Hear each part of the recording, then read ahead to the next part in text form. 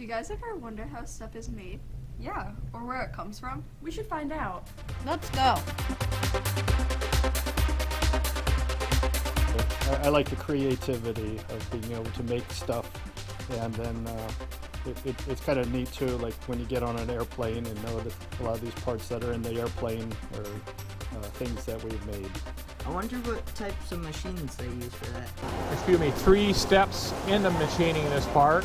It takes up 3 of these vice jaws, going all the way around. You have to machine it extremely slow, because otherwise it'll wreck the tools. Each cycle takes approximately an hour to run for 2 parts. This is what we call the snowflakes. These are, we make kind of thousands of these a year, and they go into a, ready for this, laser guided bomb. Yeah, we usually do about 400 a month on this, and when this machine is running these parts, it does non-stop 24 hours a day. I wonder how precise they have to be. Have people understand the measuring. Many of the parts made here need to meet a tolerance of 1/10,000 of an inch.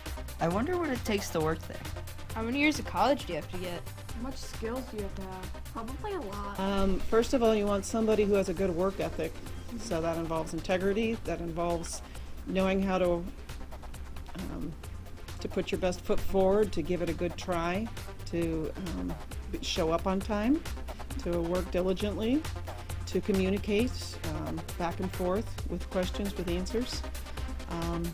After that, people in this business are good with math skills.